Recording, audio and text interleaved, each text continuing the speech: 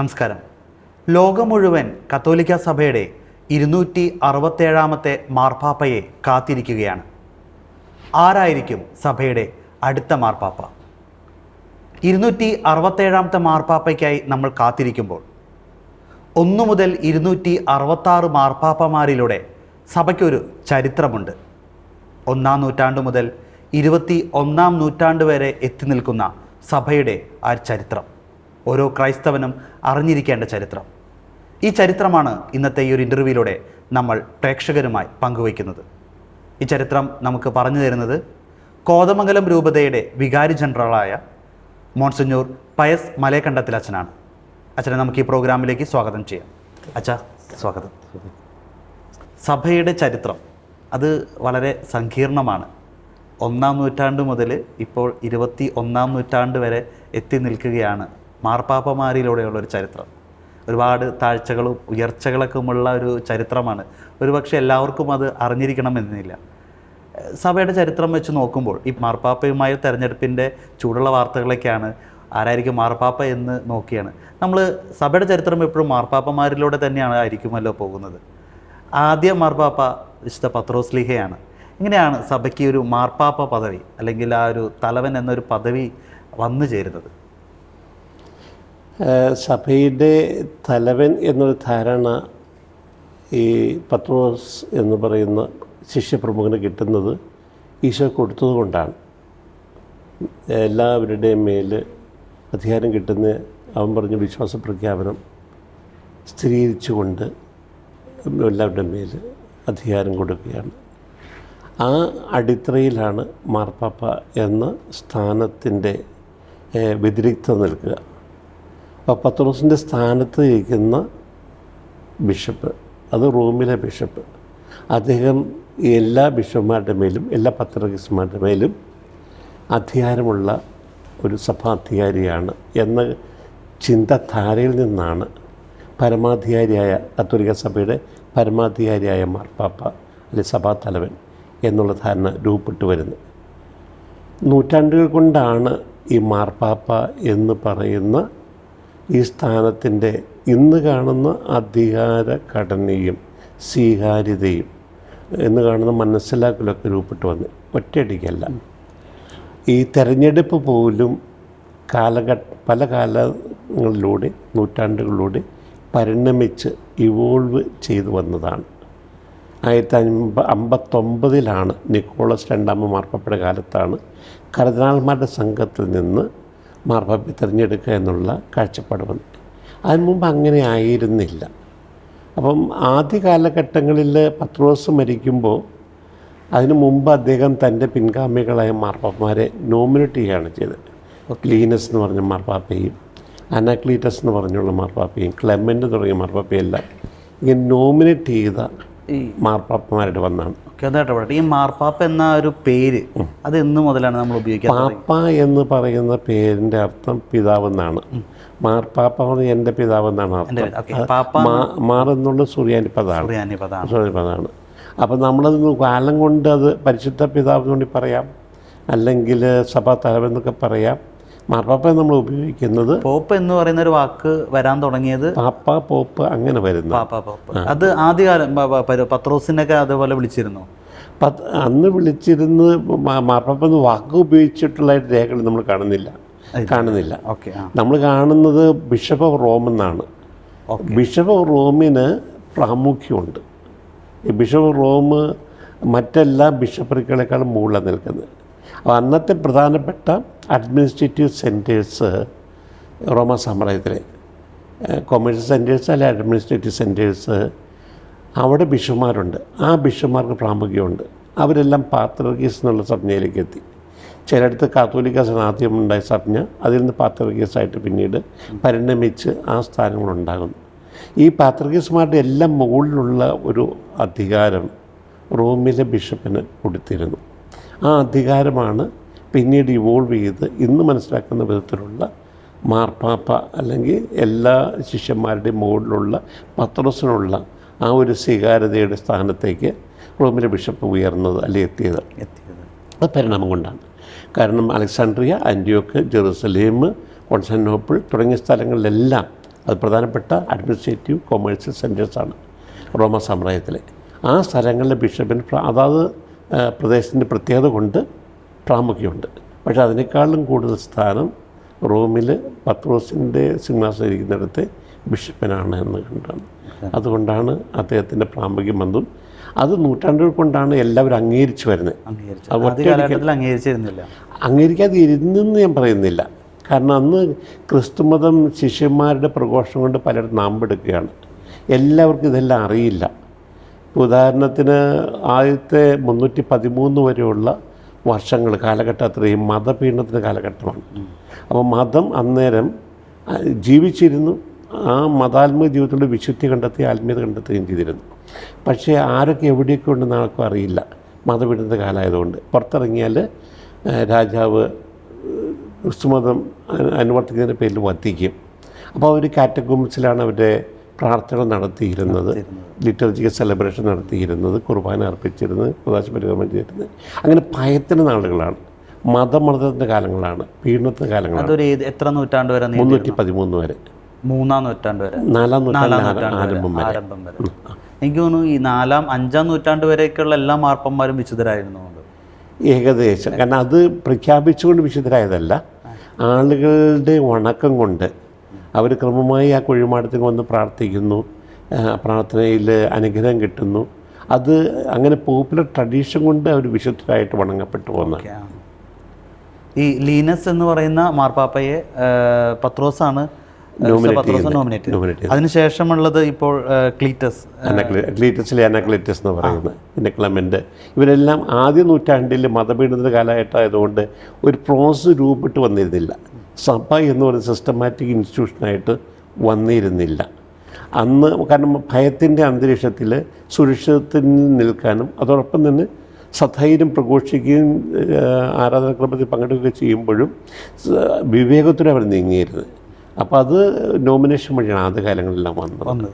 നമ്മൾ ഇലക്ഷൻ നടന്നതിനെക്കുറിച്ചുള്ള ഏറ്റവും പ്രാചീന തെളിവുള്ളൊന്ന് എയോസേബിയസ് എന്ന് പറഞ്ഞ ചരിത്രകാരൻ നൽകുന്നതാണ്. അത് 236 ഉള്ള ഒരു രേഖയാണ്. 236 പറയുന്നത് മാർപ്പാപ്പ മരിച്ചു, പുതിയ മാർപ്പാപ്പ ആരായിരിക്കണമെന്ന് ഇങ്ങനെ ആൾക്കാർ ശങ്കിച്ച് നിൽക്കുമ്പോൾ ഒരു മനുഷ്യൻ്റെ തോളിൽ വെള്ളപ്രാവ് വന്നിരിക്കുന്നു.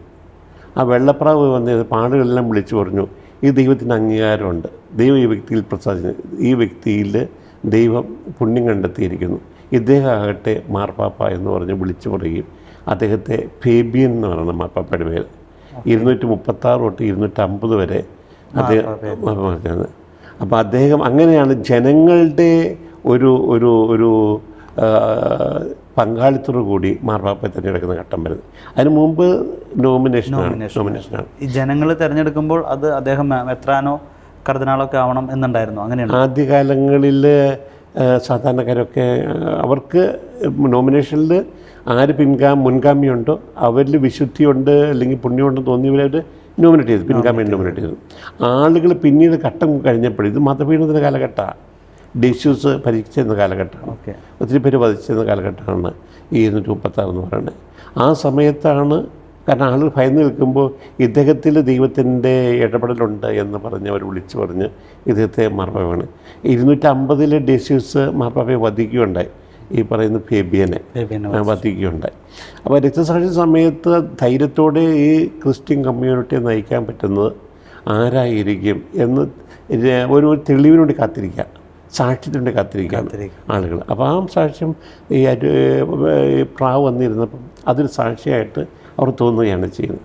എപ്പോഴും അത് തന്നെയാണ് എന്ന് പറയാൻ പറ്റില്ല, ഒരു ഇതാണ്. അപ്പം ആളുകൾക്കൂടെ പങ്കാളിത്തമുള്ള അത് റോമിലെ ആളുകളാണ്, പേർഷ്യയിലെ ആളുകളല്ല, ഇന്ത്യയിലെ ക്രൈസ്തവരല്ല, ഇറ്റലിയിലെ ഇവിടെ യൂറോപ്പിൽ മറ്റു ഭാഗത്ത് ക്രൈസ്തവരല്ല, ഗ്രീസിലുള്ള ക്രൈസ്തവരല്ല, റോമിലെ ആളുകളാണ് വിളിച്ചു പറയേണ്ടത് ഇദ്ദേഹമാണ്. അപ്പോൾ റോമിലെ ആളുകൾക്കുള്ള പ്രാധാന്യം കിട്ടുന്നത് അങ്ങനെയാണ്. അദ്ദേഹം റോമിലെ ആളുകൾ ഇപ്പം ഇതാണ് മാർപ്പാപ്പ എന്ന് വിളിച്ചു പറഞ്ഞാൽ ലോകം മുഴുവനും വേണ്ടി അദ്ദേഹമായിരിക്കും മാർപ്പാപ്പ, ലോകം മുഴുവനുള്ള ക്രൈസ്തവർക്കും. അവർ അന്ന് തിരഞ്ഞെടുപ്പ് നടന്നത് ഇദ്ദേഹം മാർപ്പാപ്പാണെന്ന് പറഞ്ഞ് ഇദ്ദേഹം റോമിലെ ബിഷപ്പായിട്ട് നിയമിക്കപ്പെടുന്നത്. റോമിലെ ബിഷപ്പ് എന്ന് പറയുമ്പോൾ സ്വാഭാവികമായിട്ടും പിന്നീട് ഇവോൾവ് ചെയ്ത സഭാശാസ്ത്ര ധാരണയനുസരിച്ച്, സഭാ ദൈവശാസ്ത്ര ധാരണയനുസരിച്ച് റോമിലെ ബിഷപ്പ് എപ്പോഴും മറ്റുള്ള ബിഷപ്പ്മാരെക്കാളും പൊന്തി നിൽക്കുന്ന മാർപ്പാപ്പ സ്ഥാനത്ത് നിൽക്കുന്നവർ എന്നുള്ളതാണ്. അത് നമ്മൾ ഇവോൾവ് ചെയ്ത് വരുന്നത് ഓരോ ഘട്ടങ്ങളിൽ. ഇപ്പോൾ മാർപ്പാപ്പയായിട്ടാണ് തിരഞ്ഞെടുക്കുന്നത് വെച്ച് കഴിഞ്ഞാൽ റോമിലെ ബിഷപ്പായിട്ട് തിരഞ്ഞെടുക്കുന്നത്. റോമിലെ ബിഷപ്പായി തിരഞ്ഞെടുക്കുന്ന വ്യക്തിക്ക് പിന്നീട് നമ്മൾ മാർപ്പാപ്പയുടെ സ്ഥാനത്ത് നിൽക്കും. എല്ലാവരും കൂടിയിട്ടല്ല തിരഞ്ഞെടുക്കുന്നത്. റോമിലെ ആൾക്കാർ വിളിച്ച് പറയുന്നു ഇതാണ് നമ്മളിതുള്ളത്. അപ്പോൾ ഇതാണ് നമ്മൾ കാണുന്ന മറ്റൊരു ഇതിൻ്റെ ആദ്യകാലങ്ങളിൽ. പക്ഷേ ഇത് തന്നെ അല്ലാത്ത ഘട്ടങ്ങളിലുണ്ടായിട്ടുണ്ട്. ഇപ്പം നമുക്ക് ഈ ഞാൻ പറഞ്ഞു AD 313 മതപീഡനം ഒഴിവായി ക്രിസ്തു മതത്തിന് സ്വാതന്ത്ര്യം കിട്ടാൻ തുടങ്ങിയത്.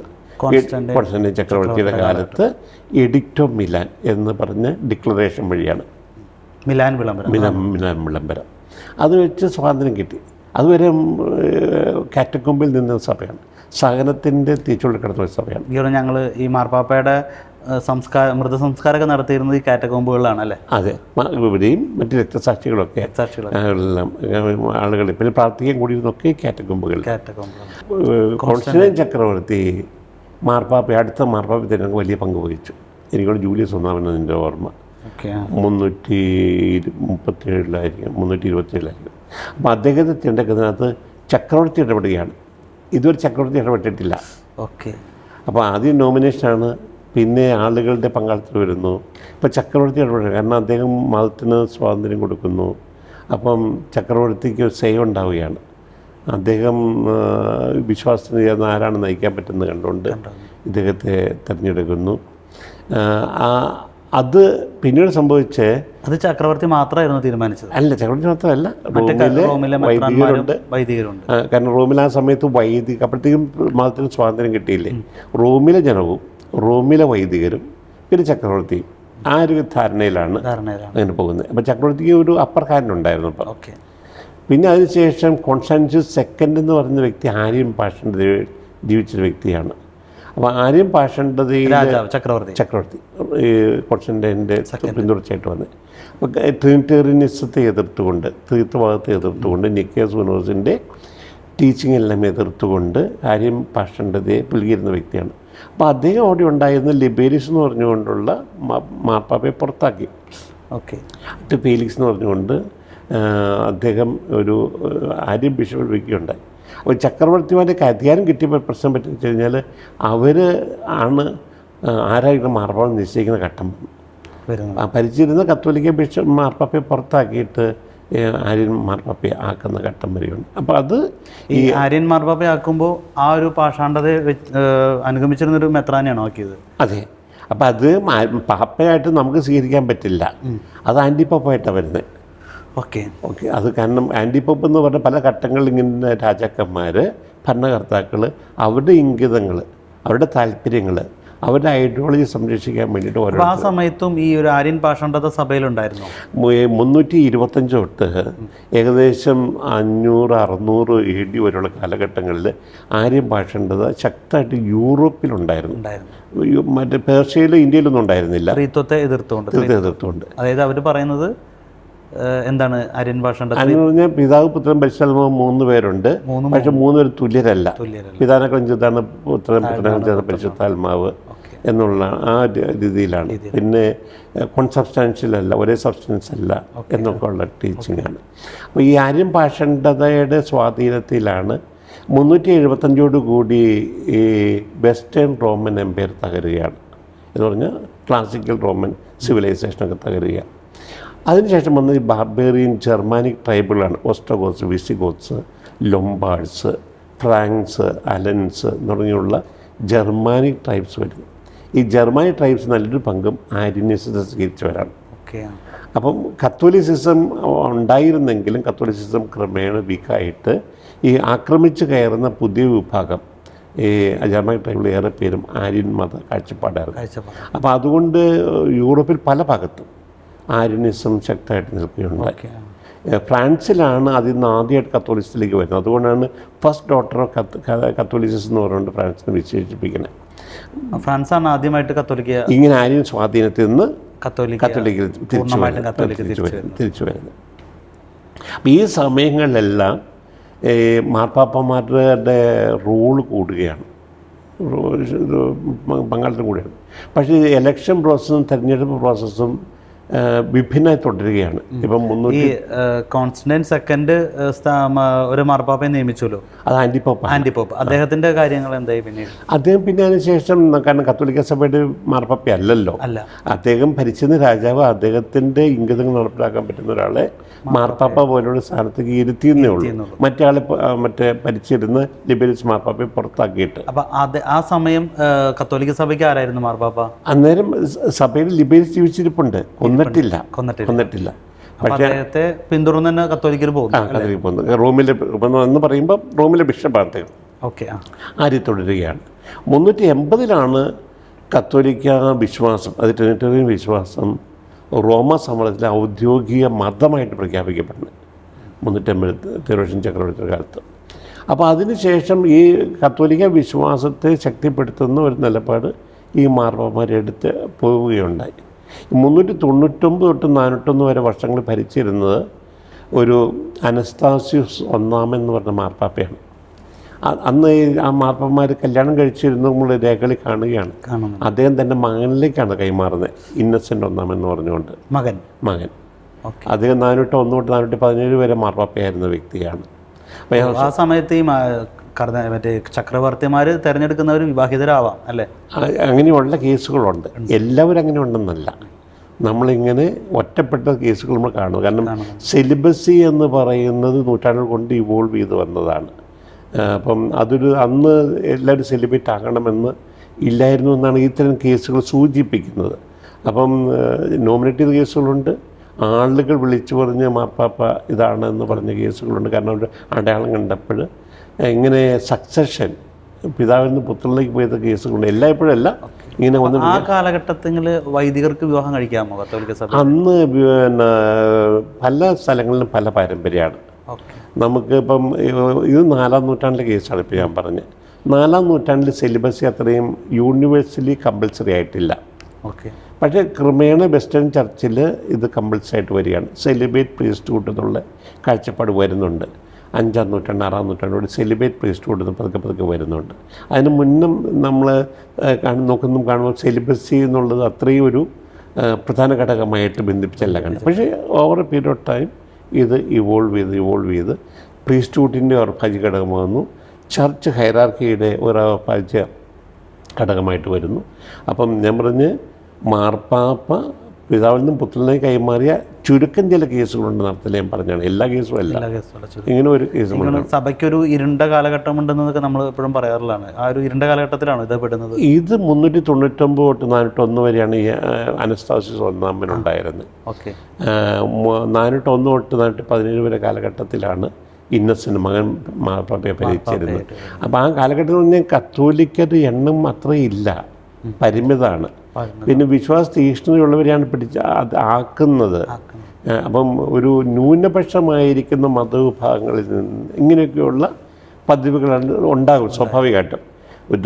സെലക്ഷൻ നടത്തി ഏറ്റവും യോജിച്ച വ്യക്തിയെ കണ്ടെത്താൻ മാത്രമുള്ള വലിയ അംഗസംഖ്യയൊക്കെ ഉണ്ടെങ്കിൽ അത് ക്രമേണ രൂപപ്പെട്ട് വരുന്നത്. അതനുസരിച്ച് സെലക്ഷൻ പ്രോസസ്സ് റിഗറസായി, ഫിൽറ്ററിങ് പ്രോസസ്സ് വളരെ റിഗറസായി അത് നമ്മൾ പിന്നീട് കാണുന്നുണ്ട്. അപ്പോൾ ഇത് ട്രാൻസിഷൻ ബേസിൽ നടക്കുന്ന കാര്യങ്ങളാണ്. അതായത് ക്ലാസിക്കൽ റോമൻ കാലഘട്ടത്തിൽ നിന്ന് മിഡീവൽ കാലഘട്ടത്തിൽ കടക്കുന്ന ഒരു ഘട്ടങ്ങളാണ് ഇതെല്ലാം. പാശ്ചാത്യ റോമ സംസ്കാരം തകർന്നിട്ട് ഈ ജർമാനിക് ട്രൈബുകളുടെ ആക്രമണം കൊണ്ട് യൂറോപ്പ് മുഴുവൻ പതുക്കെ ശിഥിലമായിക്കൊണ്ടിരിക്കുന്നു. സുരക്ഷിതത്വമില്ല, ആക്രമണമെല്ലാം നടക്കുന്നു. ആ ഘട്ടങ്ങളിൽ ഞാൻ നേരത്തെ സൂചിപ്പിച്ച് ഇങ്ങനെ ആക്രമിക്കുന്ന ജർമാനിക് ട്രൈബുകൾ ഏറെ പേര് ആര്യൻ മതവിശ്വാസികളാണ്. കത്തോലിക്ക മതവിശ്വാസികളുടെ എണ്ണം ഈ പറഞ്ഞ ഇൻഫ്ലക്സിൽ കുറഞ്ഞുകൊണ്ടിരിക്കുന്ന സമയമാണ്. ആ സമയങ്ങളിൽ ഒരു ഇതാണ് എപ്പോഴുള്ള പതിവെന്ന അർത്ഥത്തിലല്ല ഇതെടുക്കേണ്ടത്. പിന്നെ ശ്രദ്ധേയമായി വന്ന് കാണുന്നത് ഒരു അരിസ്റ്റോക്രാറ്റിക് കുടുംബത്തിൽ നിന്ന് ഈ ഇന്നസെന്റിന് ശേഷം അദ്ദേഹത്തിൻ്റെ മകനോ അങ്ങനെ ആരെങ്കിലും വന്നിട്ടില്ല, കുടുംബാധിപത്യം അങ്ങനെ നിന്നോ അവിടെ വന്നിട്ടില്ല. അതിനുശേഷം എനിക്ക് അനസ്താസ്യൂസ് രണ്ടാമൻ്റെ കാലഘട്ടത്തിൽ അത് എനിക്ക് കൊണ്ടു. അദ്ദേഹം പിന്നെ പറയുന്നുണ്ട് ഈ ഇങ്ങനെ എന്താണ് നോമിനേറ്റ് ചെയ്യുന്നത് പാടില്ലെന്ന് പറയുന്നുണ്ട്. നേരത്തെ പറഞ്ഞു നോമിനേറ്റ് ചെയ്യുന്ന അപ്പസ്തോലിക കാലഘട്ടങ്ങളിൽ ഒരു നോമിനേഷനുണ്ട്. പിന്നെ അനുസരിച്ച് ആളുകൾ പറയുന്നു, ചക്രവർത്തി പറയുന്നു, പിന്നെ അപ്പൻ മകനെ നോമിനേറ്റ് ചെയ്യുന്ന കേസുണ്ടായി ഞാൻ സൂചിപ്പിച്ചു. അനസ്താസ്യൂസ് രണ്ടാമൻ്റെ കാലഘട്ടത്തിൽ നോമിനേഷൻ പാടില്ല. ഇത് ഇവോൾവ് ചെയ്യുന്ന സെലക്ഷൻ പ്രോസസ്സ് അല്ലെ ഇലക്ഷൻ പ്രോസസ്സ്. അനസ്താസിയ രണ്ടാമൻ എന്ന് പറയുമ്പോൾ ഇന്നസെന്റിന്റെ കാലഘട്ടം കഴിഞ്ഞു. അത് കഴിഞ്ഞിട്ടാണ്. ഓക്കെ, അത് കഴിഞ്ഞതിന് ശേഷം എങ്ങനെയായിരുന്നു ആ തെരഞ്ഞെടുപ്പ്? അതേക്കുറിച്ച് പറയാം. ഇപ്പം നമ്മളിപ്പോൾ ഒരു ഉദാഹരണത്തിന് 590 ഗിരിഗിരി മാർപ്പാപ്പ ഉണ്ടാകുന്നത്. സഭ കണ്ട ഏറ്റവും വലിയ മാർപ്പാപ്പമാരൊരാളാണ് ഗിരിഗിരി ഒന്നാമൻ മാർപ്പാപ്പ. അദ്ദേഹം അരിസ്റ്റോക്രാറ്റിക് കുടുംബത്തിൽ ജനിച്ചതാണ്. അപ്പോൾ അദ്ദേഹത്തിന് ഇവിടെ നിന്ന് അന്ന് റോമ എന്ന് പറയുന്നത് ഞാൻ പറഞ്ഞു ഇങ്ങനെ ലൊംബാർഡ്സ് ഇങ്ങനെ വിവിധ ജർമ്മനിക് ആക്രമിച്ച് ആര്യൻ മത സ്വാധീനത്തിൽ നിൽക്കുന്ന സ്ഥലം. ഇപ്പോഴേ കത്തോലിക്സ് അന്നുള്ള പ്രധാന കേന്ദ്രം കോൺസ്റ്റാന്റിനോപ്പിളാണ്. റോമ സാമ്രാജ്യത്തിലേറെ ഭരണം നടത്തിയിരുന്നത് കോൺസ്റ്റാന്റിനോപ്പിളിൽ നിന്നാണ്. അപ്പോൾ ഇവർ ഈ ലൊംബാർഡ്സ് എന്ന് പറഞ്ഞ ആര്യൻ മതവിഭാഗക്കാർ ആക്രമിക്കുന്ന സമയത്ത് ഞങ്ങൾ രക്ഷിക്കണം എന്ന് പറഞ്ഞുകൊണ്ട് റോമൻ നിവാസികൾ പ്രതിനിധിയായിട്ട് അയക്കുന്നത് ഈ പറഞ്ഞ ഗിരിഗിരി എന്ന് പറയുന്ന വ്യക്തിയാണ്. പ്രഭു കുടുംബത്തിൽപ്പെട്ടാണ്. അവിടെ ചെന്ന് ആവശ്യപ്പെടുന്നുണ്ട്. അത് സഹായമൊന്നും കിട്ടിയില്ല. അതിന് തിരിച്ചുകൂടെ വരുമ്പോഴത്തേക്കും വലിയ വെള്ളപ്പൊക്കം ഉണ്ടായി. റോമിൽ ഭയങ്കരമായി പ്ലേഗ് ഉണ്ടായി, മുഴുവൻ പ്രതിസന്ധി ഉണ്ടായി. അപ്പോൾ ആളുകൾ അച്ഛനെല്ലാം വിളിച്ചു പറഞ്ഞു ഇദ്ദേഹം 570 അദ്ദേഹം ഒരാശ്രമം ഉണ്ടാക്കി. ഗിരിഗിരി അതിൻ്റെ വീട് മുഴുവൻ ആശ്രമമാക്കി. അവർ വിളിച്ചു പറഞ്ഞു ഈ 590 ഗിരിഗിരി ഞങ്ങളുടെ മാർപ്പാപ്പയാണെന്ന്. അപ്പം റോമിലെ നിവാസികളും റോമിലെ വൈദികരും കൂടിയാണ് ആവശ്യപ്പെടുന്നത് ഗിരിഗിരി മാർപ്പാപ്പയാക്കണമെന്ന് പറയുന്നുണ്ട്. അപ്പോൾ ഈ ഘട്ടത്തിൽ നടക്കുന്ന ഒരു പ്രത്യേകത, ഇവിടെ മാർപ്പാപ്പയാക്കിയാലും കോൺസ്റ്റാന്റിനോപ്പിളിലെ രാജാവിൻ്റെ അംഗീകാരം കൂടെ കിട്ടണം. കോൺസ്റ്റാന്റിനോപ്പിൾ രാജാവ് പെട്ടെന്ന് അംഗീകാരം കൊടുത്തു. അദ്ദേഹം ചെയ്ത് അദ്ദേഹത്തിൻ്റെ കയ്യിലും പള്ളിയിലുണ്ടെന്ന എല്ലാ വസ്തുക്കൾ, പാത്രങ്ങൾ, വെള്ളിയും സ്വർണ്ണത്തിനില്ല, അതെല്ലാം വിറ്റ് ഈ വെള്ളപ്പൊക്കത്തിലും പ്ലേഗിലും ദുരിതം ബാധിച്ചവർക്ക് അവർക്ക് സഹായം കൊടുത്തു. അദ്ദേഹം കിടപ്പാടം കൊടുത്തു. എല്ലാ ആശ്രമങ്ങളും എല്ലാ പള്ളികളും തുറന്നു കൊടുക്കണമെന്ന് പറഞ്ഞു ഈ ഇവരെ കിടക്കാനായിട്ട്. അദ്ദേഹത്തിൻ്റെ കാലം തൊട്ടാണ് servant of servants of God എന്ന് പറഞ്ഞുള്ള ആ സംജ്ഞ മാർപ്പാപ്പ സ്വീകരിക്കാൻ തുടങ്ങുന്നത് 590 തൊട്ടുള്ള കാലഘട്ടങ്ങളിൽ. അപ്പോൾ അദ്ദേഹത്തിനോട് ബന്ധപ്പെട്ടാണ് ഈ ഗ്രിഗോറിയൻ ചാൻഡ് എന്ന് കേട്ടിട്ടില്ലേ, അതൊക്കെ അദ്ദേഹത്തോട് ബന്ധപ്പെട്ട് പറയുന്നതാണ്. അപ്പോൾ അദ്ദേഹം ചർച്ചിനെ സഭയ്ക്ക് വലിയൊരു അടിത്തറയിട്ട ഇന്ന് കാണുന്ന സഭാഘടനയുടെ ഒരു പ്രധാന ശില്പികളിൽ ആദ്യത്തെ ശില്പികളിൽ ഒരാൾ ഈ ഗിരിഗിരി ഒന്നാമൻ. അദ്ദേഹം വന്ന് ഈ കിഴക്കൻ സഭകളിലെ പാത്രികീസ്മാരെല്ലാം അംഗീകരിച്ചു. കാരണം അതിന് മുന്നും അങ്ങനെ കിഴക്കൻ സഭകളിലെ പാത്രികീസ്മാരുടെ റോൾ എന്താണെന്ന് ഒരു മാർപ്പാപ്പയെ ഡിഫൈൻ ചെയ്തിരുന്നില്ല. അതൊരു ഡിഫൈൻ ചെയ്തില്ല. പക്ഷേ ഗിരിഗിരി ഒന്നാം മാർപ്പാപ്പയാണ്. ഇവരെല്ലാം പാത്രികീസ്മാരാണ്. ഇവരെല്ലാം ഈ സഭയോട് ചേർന്ന് നിൽക്കുന്നതാണ്. അന്ത്യോക്യയിലെയും അലക്സാണ്ട്രിയയിലെയും ജെറുസലേമിലെയും ഒക്കെ മാർപ്പാപ്പന്മാർ ചേർന്ന് പോകുന്നതാണ്. പക്ഷേ ഈ റോമിലെ മാർപ്പാപ്പയ്ക്ക് പരമാധികാരമുണ്ട്. പേപ്പർ സൂപ്രമസി, പേപ്പർസിയുടെ വ്യതിരിക്തത അത് ഏറ്റു പറഞ്ഞത് റോമിലെ ബിഷപ്പ് ഇപ്പം ഗിരിഗിരി മാർപ്പാപ്പയാണ്.